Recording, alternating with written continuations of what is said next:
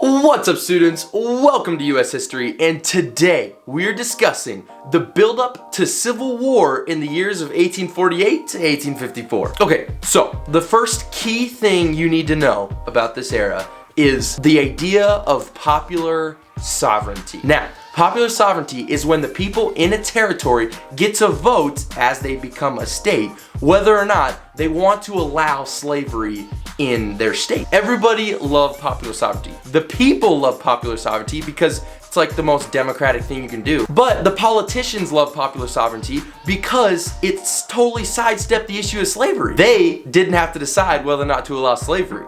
The people did. The debate over slavery was getting real, especially following the Mexican-American War. And the reason why is it split national politics on north-south lines. Okay, anyway, so the election of 1848 rolls around. Now, the Whigs, in classic American fashion, nominated a war hero in General Zachary Taylor, who wins, by the way. Democrats nominate Lewis Cass. No one cares. But there's one other thing that happens in this election. The Free Soilers. The Free Soiler Party was probably the most confused party in the history of the United States. They attracted 4 different types of people. The first of which were industrialists who were ticked at Polk for the tariff reduction. The second were Democrats who were also pissed off at Polk, but because he didn't take all of the Oregon Territory, he only got part of it. The third were Northerners who didn't want to share land with blacks. And the fourth were the actual Free Soilers, the conscience Whigs, who condemned slavery on moral grounds. And their nomination was the former Democrat and President, Martin Van Buren. But then, in 1849, gold is discovered near Sutter's Mill in California. Miners start flooding into California, known as the 49ers. But here's the thing about these miners. They weren't the best, morally or values-wise, anything like that. I mean, think about it. If you're gonna drop everything you have in your life back east to go mine for gold in California, you probably weren't doing very well back east. And not to mention, there was no law system in California. It's still a territory. So crime was rampant. And with so many people flooding into California, something needed to happen. These new citizens needed protection, and a state government. So what did they do? They drafted a state constitution in 1849 and applied for statehood. I know what you're thinking. What's the big deal? It's just another state becoming a state. Here's the problem. It's called parity. You should already know what parity is. It's the idea that there is an equal number of northern states, free states, and southern states, slave states. And at the time, there were 15 of each. But the problem is, when California applied for statehood, they applied as a free state. The South was shook. They were already super paranoid about the North's ambitions to get rid of slavery. Pretty much everything the North did that at all addressed the issue of slavery, the South was adamant about getting rid of it. And California was no different. But here's what you need to realize. In 1850, the South was pretty powerful. They controlled a majority of the Supreme Court, the presidential cabinet, and were equal in the Senate. But they were outnumbered in the House. But the reason they were so shook about California being a free state is it would throw off the balance of the Senate, and now the North would have all of Congress to themselves. But California wasn't the only reason the South was pissed. They were also pretty angry at the Underground Railroad. Contrary to popular belief, the Underground Railroad wasn't a railroad at all. It was literally like a sequence of houses and places for these runaway slaves to stay, to hide, basically. The reason it was called the Underground Railroad, though, is because it was secret, underground, and because they used railroad terminology to establish which houses were safe and which weren't. But the most famous of these conductors on the Underground Railroad was Harriet Tubman. Harriet Tubman rescued nearly 300 slaves in her lifetime on several different trips. But she had narcolepsy. In case you don't know what that means, it's pretty much what it's like. She would fall asleep randomly. I mean, could you imagine being a runaway slave with her? She's like, come on, we have to hide over here. Like, what are you supposed to do? But fun fact, the reason she had narcolepsy was because when she was a young slave, her master threw an iron at her and it hit her in the back of the head. And irons back in that day were just these massive blocks of iron. So anyways, the South was really pushing for a stricter fugitive slave law, as in they wanted their slaves back. So tensions were rising fast. But luckily, the famous great compromiser, Henry Clay, was still kicking. This man has been in Congress for a ridiculous amount of time. But anyways, his whole point in this whole argument was he needed both the North and the South to make some concessions for this to work. But here's the issue. There were two key people in this Congressional Assembly of 1850 that were pretty influential. One from the South and one from the North. Now the one from the North was Daniel Webster, and he was totally chill with making some concessions with the South. He was okay with a stricter fugitive slave law, which would prove to be a huge mistake, but he did not want any slavery in the Mexican Cession area. Now for the South, it was none other than the great nullifier, John C. Calhoun. He wanted to leave slavery just totally alone. But he also wanted all of those slaves that escaped to be returned. He wanted Southern rights, more political balance, and 2 presidents. What? That's the dumbest thing I've ever heard in my life. So anyways, Congress was heated. Now a man named William H. Seward protested very strongly against any concession from the North. He was quoted as saying that we must obey God's moral law.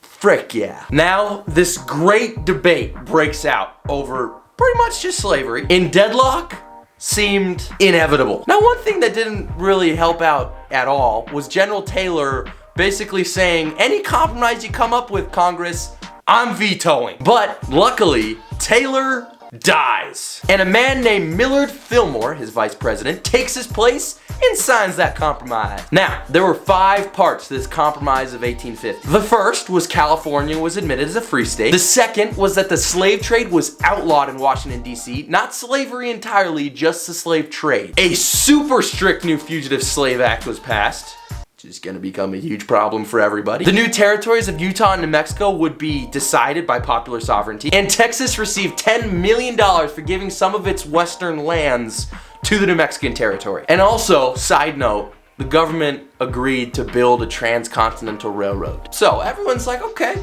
this is good, compromise. We're not going to war. That's great, especially for the North, because postponing it as long as they could definitely helped them. But there was one major problem with this compromise, and that was the Fugitive Slave Law. Pretty much for the first time ever, Northerners were exposed to the awfulness of slavery, because this new Fugitive Slave Law allowed bounty hunters and slave catchers to come up north and take away slaves. A slave could escape, and a slave owner could go and get a bounty hunter and say, hey, go get my slave. And the bounty hunter's like, all right, describe him. And the slave owner's like, all right, he's 5'6" to 6 foot. He responds to Jim, which is a very common name back in that time for slaves. And he's pretty built, and he's got hair and teeth, and you see the problem? So basically what slave catchers would do is go up north and see a group of black people walk by and say, hey Jim,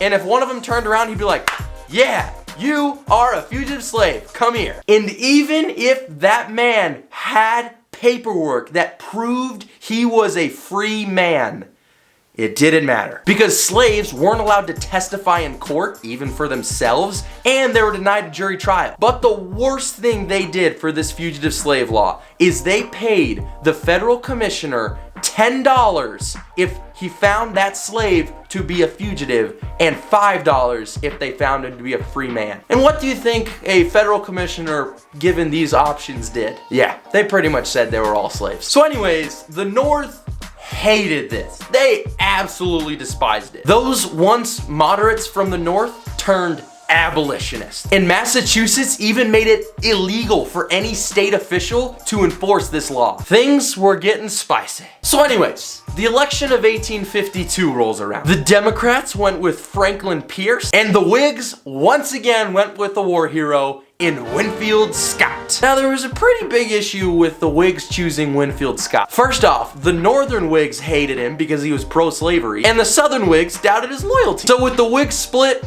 Pierce won by a landslide, and the Whigs ran their last race. But the main thing to pull from this election is it foreshadowed political parties being sectional parties, not national parties. So, with Franklin Pierce as president, Manifest Destiny resumes. Well, he tried. The first thing Pierce set out for was Nicaragua, because why not? I mean, here's what I don't understand about Nicaragua. If you look at a map, look at how many other countries are in between us and Nicaragua.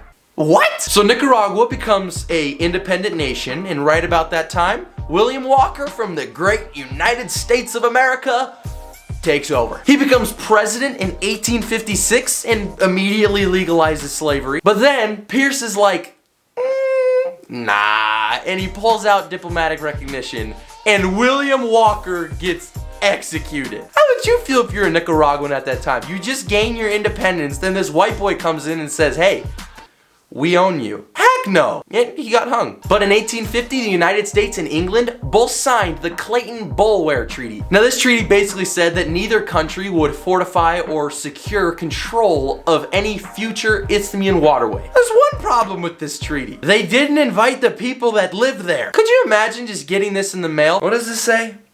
The United States or Britain will not fortify or secure control of us. I didn't know that was an option. America. So anyways, with California as a state and San Francisco now as an American port, we decide, let's expand our trading options. So we head over to China and we're like, hey, let's trade. And they're like, okay. But then a man named Matthew C. Perry pulls up to Japan, a closed country, by the way, and he brings with him a fleet of massive and terrifying looking military ships. Imagine being Japan at this time, right? This guy pulls in and he's like, hey, how's it going? Let's trade. Now the people in Japan had never seen so many cannons in their life. You think they're just gonna say no? So anyways, we signed a treaty with Japan in 1854 that provided for a, quote, commercial foot in the door. This is gonna bring up some issues for Japan a little later in their existence. So anyways, after the failure of Nicaragua, we're like, you know what we want?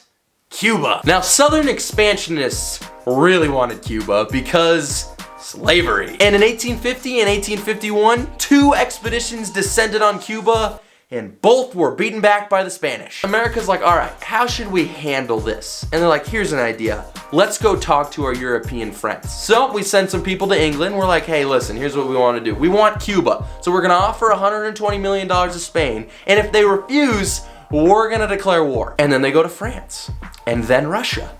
And they go everywhere except, you guessed it, Spain. America. But some northern free soilers find out about this Ostend manifesto that would, offer the $120 million for Cuba and if not war. And they rat it out to the press. So Pierce is forced to drop the thing entirely. And thus, we didn't get Cuba.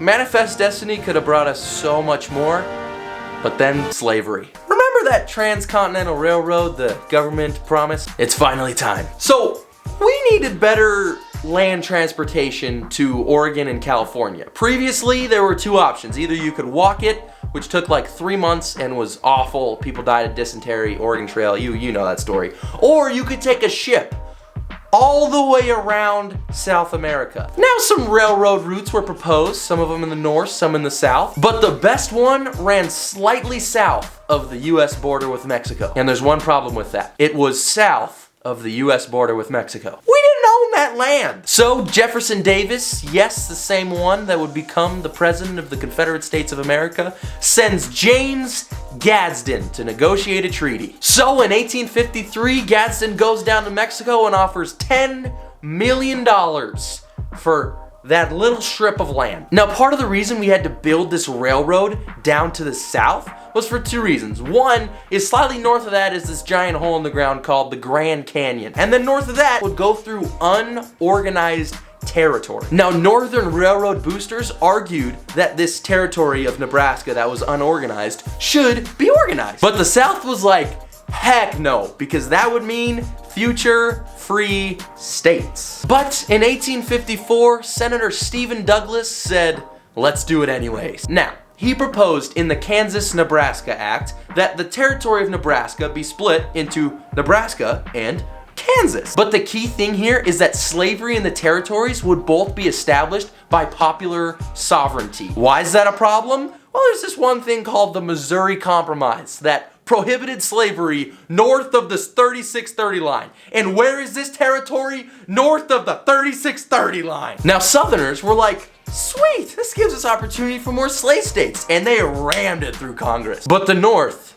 was pissed. And Douglas, being a Northerner and having proposed this bill that really kind of hurt the North, was deemed a traitor. Now, as I said earlier, the Kansas-Nebraska Act wrecked the Missouri Compromise and the Compromise of 1850. And the Democrats were kind of shattered by this. But it didn't matter, they got a president 2 years later anyways. But when the Kansas-Nebraska Act was passed, the Republican Party sprang up in the Midwest and quickly moved eastward. And with the Whigs gone, quickly became the second major political party. But the Republican Party was not allowed south of the Mason-Dixon line. And the Union was struggling big time. But that's a story for another day. Well, thank you so much for watching this video. I hope you enjoyed. If you have any suggestions, leave them in the comments down below. And you can subscribe right here so you never miss a video. Also, check out our other channel, FlexTalk Students, where you can learn about confidence, time management, and how to deal with difficult people.